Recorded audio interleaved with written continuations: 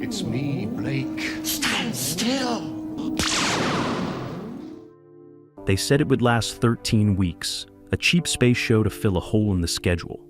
Nobody expected rebellion, nobody expected a spaceship designed backwards, and nobody expected the leading man to walk away at the height of its success, demanding so much fake blood they had to cut it from the final edit. This is Blake 7, Terry Nation's dystopian masterpiece that killed its heroes, destroyed its own spaceship, and ended with a massacre so shocking the BBC received death threats. These are 20 weird facts about Blake 7. And the bonus? The crossover with Doctor Who. That almost happened. Buckle up. This rebellion starts now.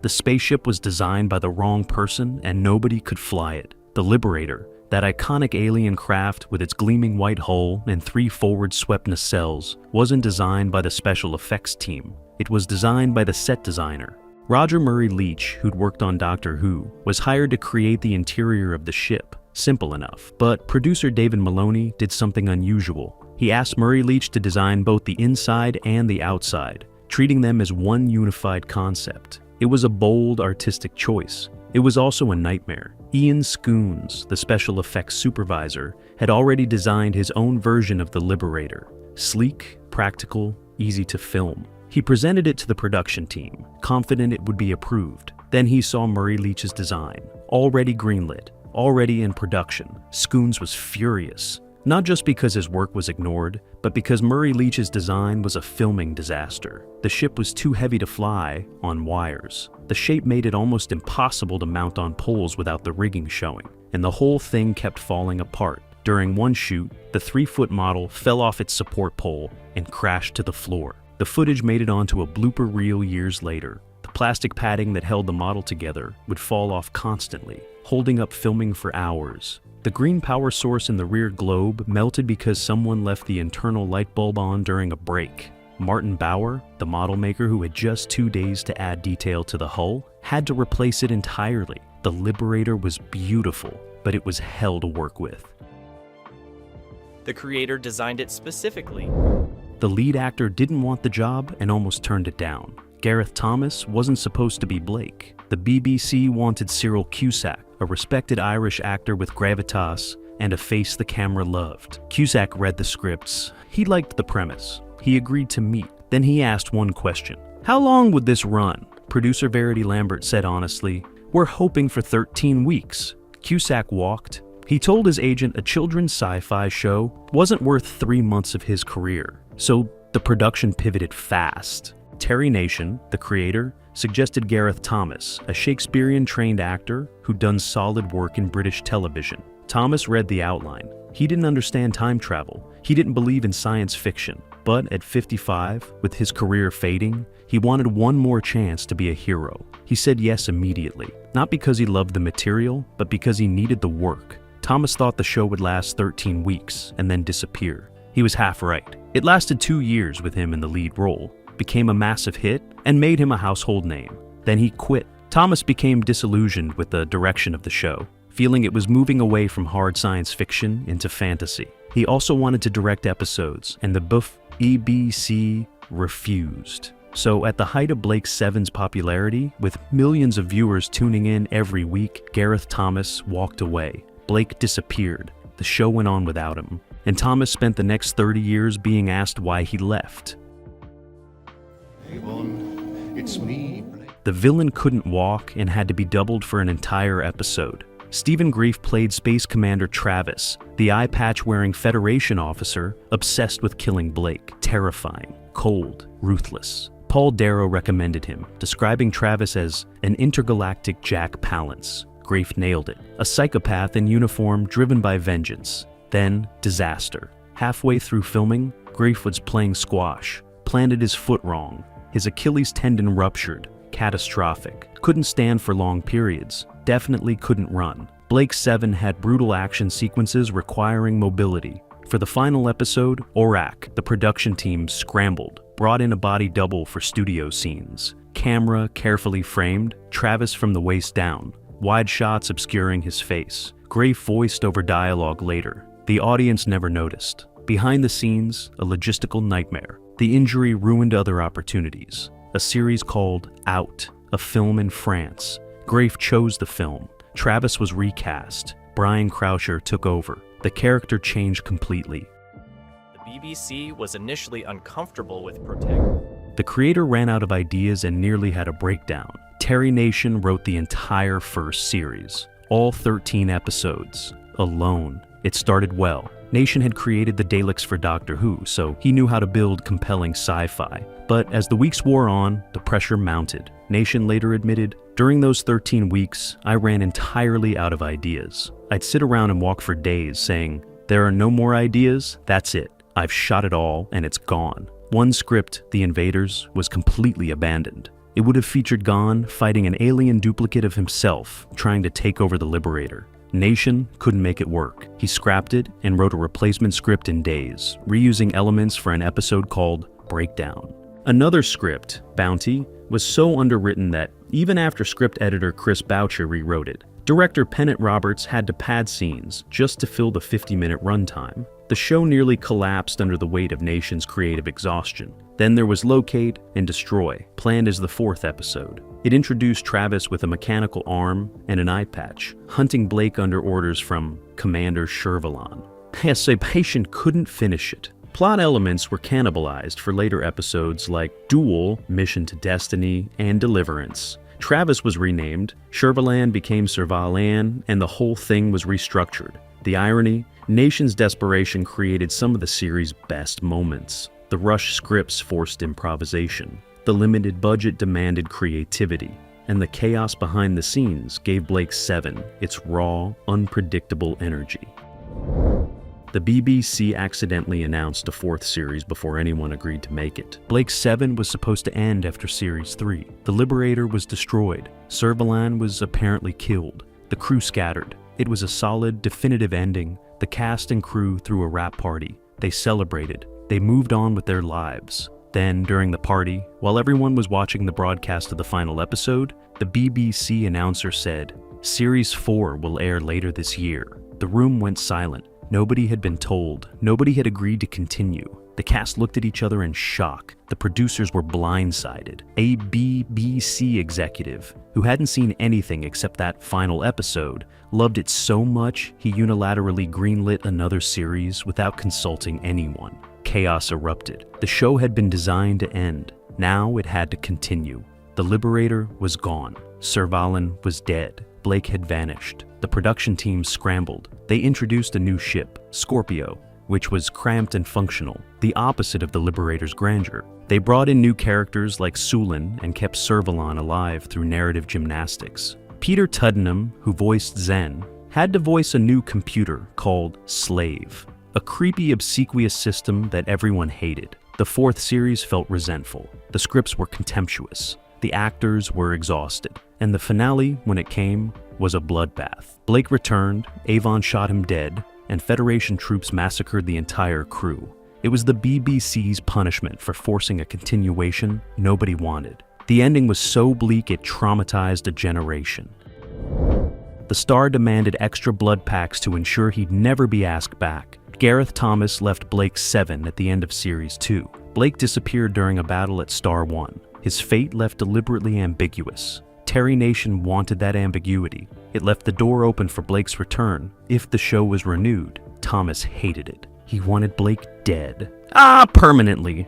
No comebacks. No fan campaigns. Nothing. Years later, when the production team begged him to return for the Series 4 finale, Thomas agreed on one condition. Blake had to die. Unambiguously. On screen. No room for interpretation. The production team agreed. They wrote a scene where Avon, Blake's former ally, shoots him in the chest after a tragic misunderstanding. It should have been simple. One squib, one blood pack, Blake falls dead. But Thomas didn't trust them. He went to the special effects crew personally, multiple times. Each visit, he asked them to add another squib, another blood pack, more explosives, more blood. He wanted the gunshot to look so devastating that no one could argue Blake survived. The effects crew complied. When the scene was finally filmed, the blast was so powerful it actually winded Thomas. The force of the exploding squibs left him cut and bruised under his costume. The blood spray was excessive, almost comical in its violence.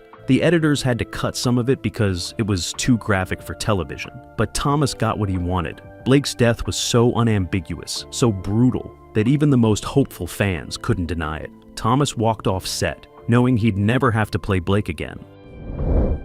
The show was filmed using a technique designed for police dramas, and it nearly killed the production. Blake's 7 inherited strike filming from Softly Softly Task Force. Pre-filming location work immediately before videotape studio recordings. Perfect for grounded police procedurals. Disaster for sci-fi.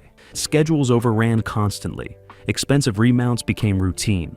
Actors pulled from rehearsals mid-session for different episodes.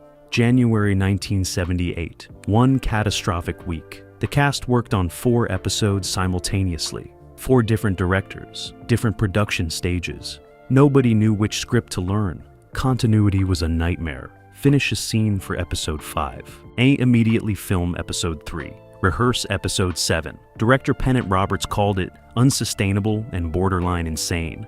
Special effects rushed. Sets incomplete. Post-production frantic. When Stephen Greif injured his Achilles tendon, the system collapsed entirely. Body doubles and creative framing just to finish. After Series 1, they abandoned strike filming. Adopted traditional block filming. The first series survived, barely. Cost the BSC a fortune. The spaceship had a room full of perfectly tailored human clothes, and nobody knows why. The Liberator was an alien spacecraft built by a species called the System, designed for deep space exploration, crewed by non-humans, abandoned after battle. When Blake's crew boarded, they found advanced weapons, teleportation systems, and a sentient computer. They also found a room full of clothes, human clothes, perfectly tailored, evening gowns, leather jackets, military uniforms, hundreds of outfits in every size imaginable. Characters change costumes constantly, always finding perfect fits, never explained. The Liberator also had a strong room containing 300 million credits in human currency. Why would aliens stock human money in wardrobes? Some fans theorized the system studied humans and prepared accordingly. Others knew the truth. Production necessity dressed as mystery. The costume department loved it. Creative freedom without justification. Blake Seven's most delightful absurdity. An alien warship with a closet full of perfectly fitted blazers. Ian Scoons created the Liberator spacecraft. The invasion at the end of Series 2 was supposed to be the Daleks. Blake 7 ended Series 2 with a massive cliffhanger. The crew fought to stop an alien invasion from Andromeda, facing an overwhelming enemy force. It was dramatic, suspenseful, and effective. But it was also a last-minute replacement. Terry Nation originally planned for the invasion to be led by the Daleks, his most famous creation from Doctor Who. Nation created both Blake's 7 and the Daleks. He owned the rights to the Daleks and could theoretically use them wherever he wanted. A crossover made perfect sense. The Daleks invading the Blake 7 universe would have been spectacular. Massive ratings, huge publicity, a true event in British television. Nation pitched it to the BBC. The Doctor Who production office vetoed it immediately. They controlled how the Daleks were used, even though Nation owned them legally. They refused to let the creatures appear outside Doctor Who. Nation also wanted a crossover between Gareth Thomas and Tom Baker. Blake and the Fourth Doctor would pass each other in a corridor, exchange brief greetings, and go their separate ways. A brief, playful acknowledgement that both shows existed in the same universe. Thomas loved the idea. Baker loved the idea. Both production teams hated it. They shut it down instantly, fearing it would confuse audiences or diminish the integrity of each series.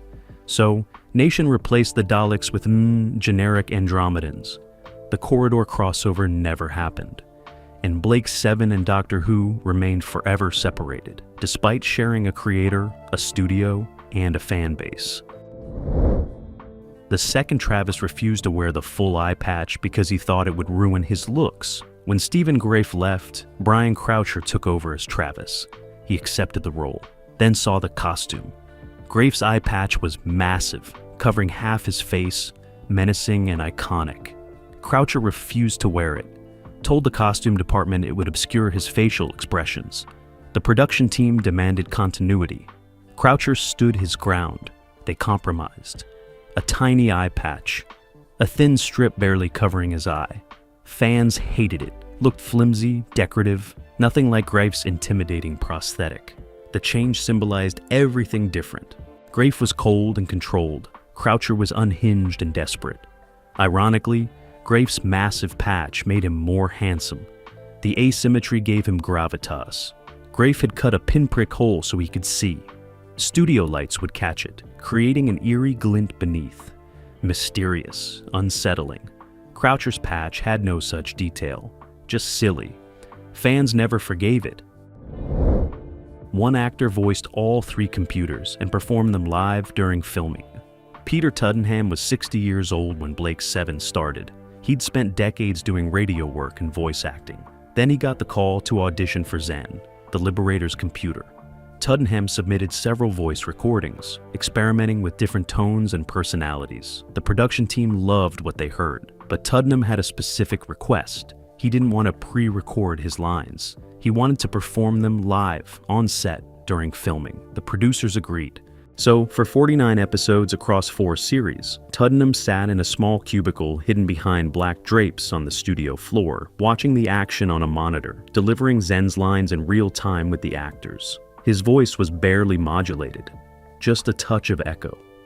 When he spoke, Zen's console would light up in sync with his words.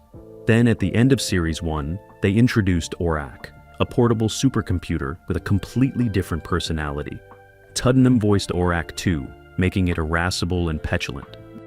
When the Liberator was destroyed in Series 3, they introduced Slave, a groveling, apologetic computer on the new ship Scorpio. Tuddenham voiced Slave as well.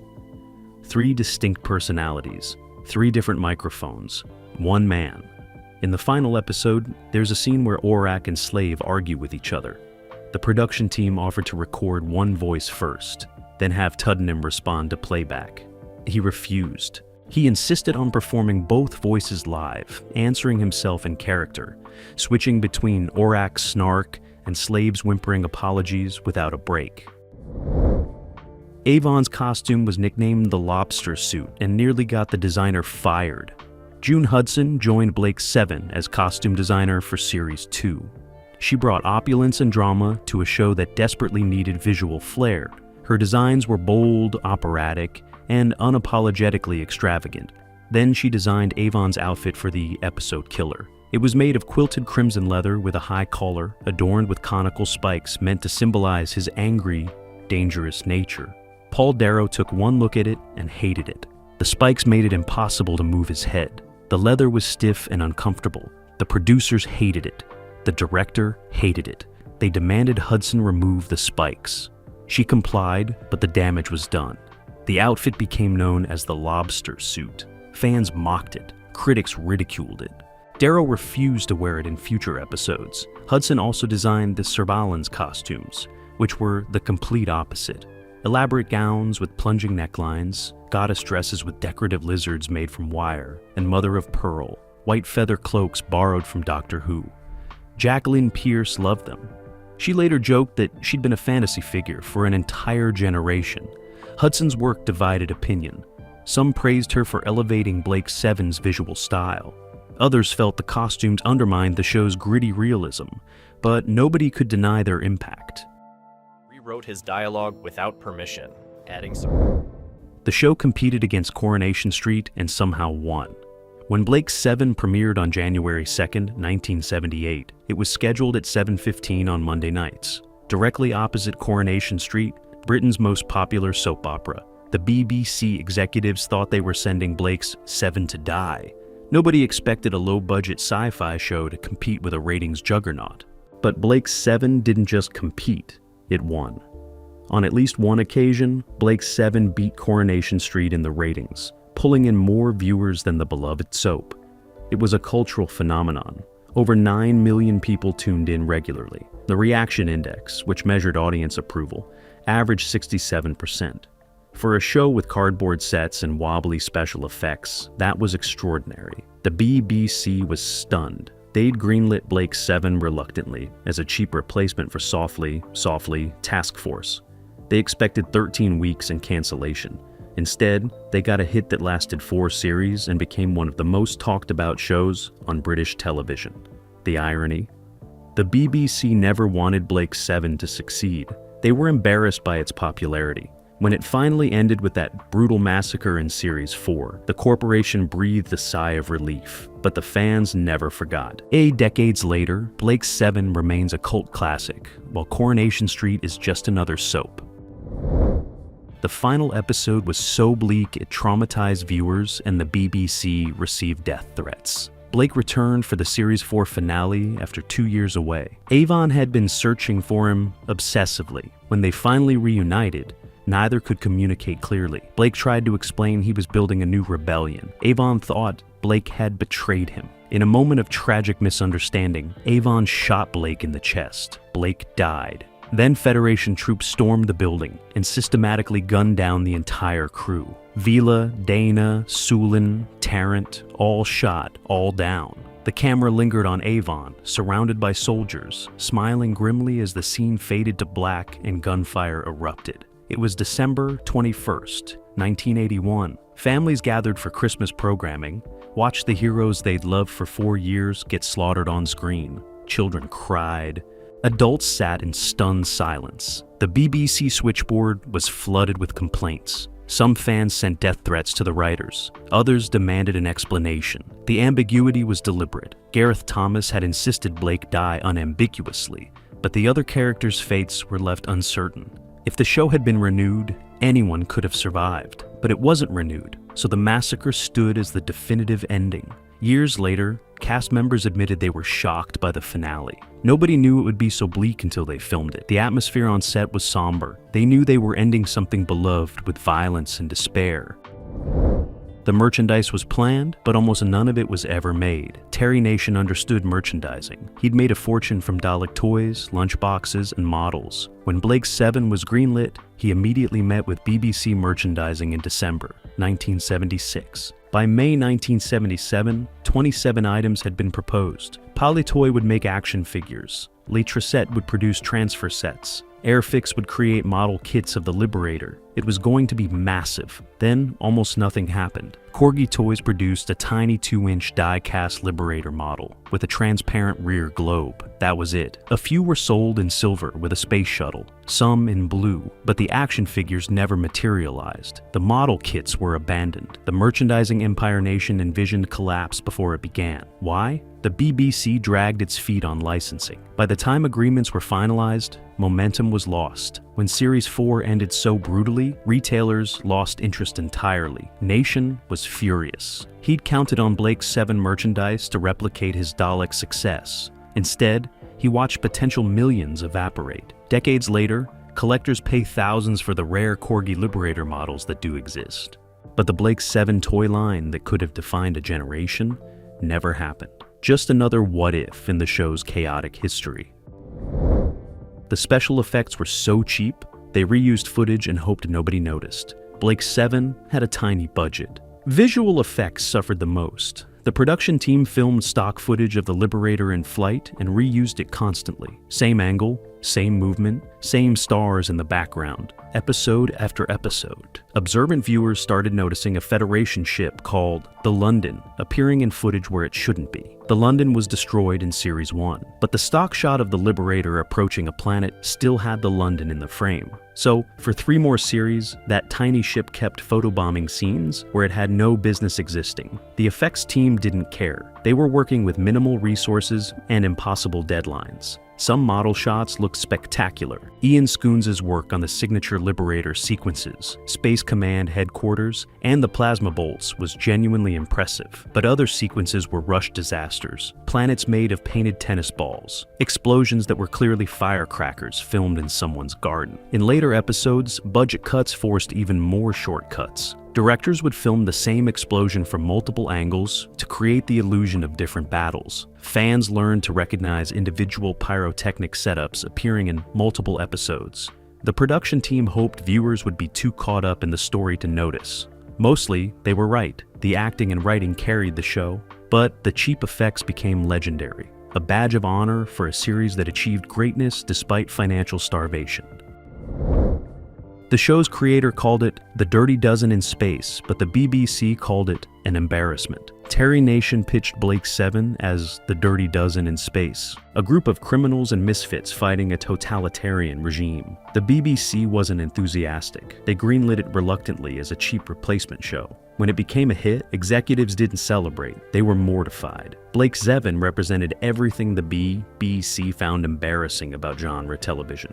Wobbly sets, cheap costumes, sci-fi nonsense. They wanted prestige dramas and serious documentaries. Instead, they had a space opera pulling massive ratings. The corporation's attitude created tension throughout production. Budget requests were denied, resources were pulled. The production team fought constantly for basic necessities. When Series 3 ended with a definitive conclusion, the BBC planned to quietly cancel the show. Then a senior executive who'd only seen that final episode loved it so much, he unilaterally ordered Series 4 without consulting anyone. The production team was furious. They'd designed a perfect ending. Now they had to continue with destroyed sets, departed actors, and no plan. Series 4 felt resentful because it was. Nobody wanted to make it except one BBC executive who'd stumbled into the finale by accident. The irony is, Blake 7 became one of the BBC's most valuable properties. Decades of reruns, audio dramas, books, and conventions proved its enduring appeal. But during its original run, the corporation treated it like an unwanted stepchild. One main cast member was killed off and barely anyone noticed. Ola Gan, played by David Jackson, was part of the original crew, a gentle giant with a limiter implanted in his brain to prevent him from killing. He provided muscle and heart. Then, midway through Series 2, he died, killed during the episode Pressure Point while trying to protect Blake. His death should have been a major event. Instead, it barely registered. The production team didn't make a big deal of it. Gan's body was left behind. The crew moved on. A few brief mentions in later episodes, and that was it. Fans were confused. Gan was one of the 7. His death should have mattered more. But Terry Nation and the writers saw Gan as expendable. The character had served his purpose. The limiter storyline had been explored. There was nothing left to do with him, so they killed him off with minimal fanfare. David Jackson was reportedly disappointed by how little ceremony his exit received. No special send-off, no tribute episode, just a death scene and a forgotten corpse. In later interviews, cast members admitted Gan's death felt anticlimactic.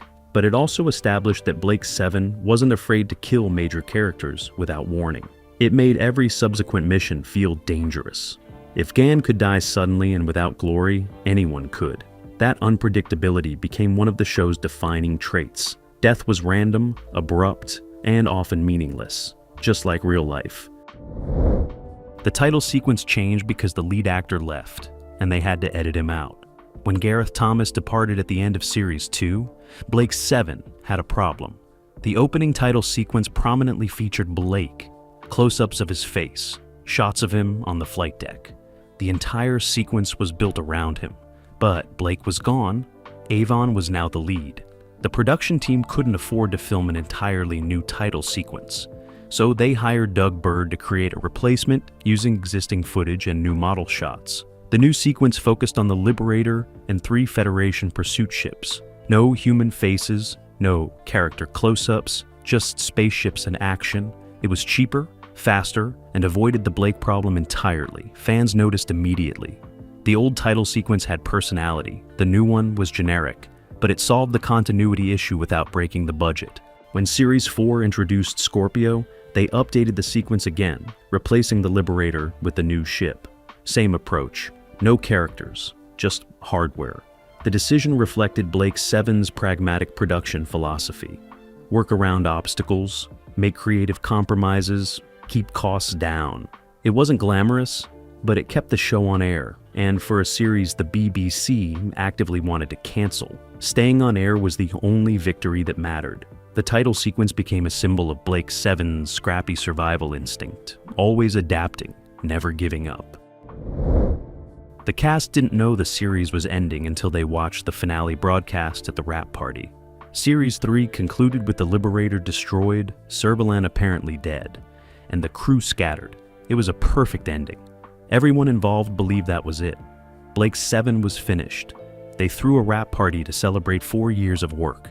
The cast gathered, drinks in hand, to watch the final episode broadcast.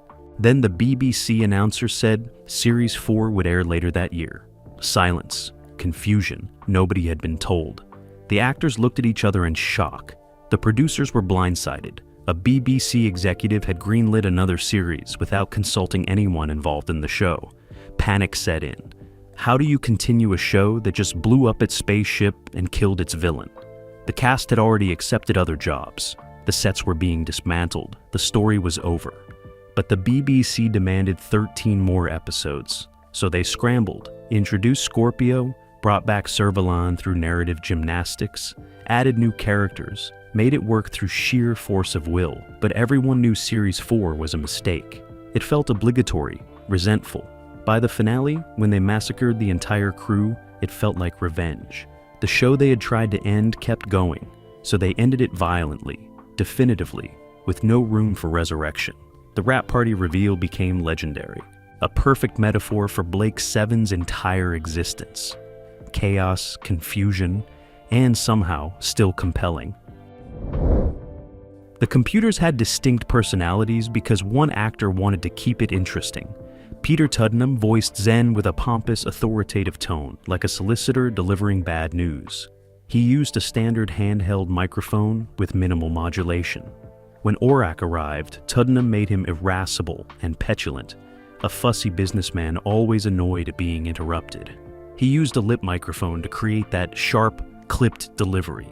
Then Slave appeared in Series 4, groveling and apologetic, desperate to please. Tuddenham spoke very close to a huge microphone, creating that deep, whimpering tone.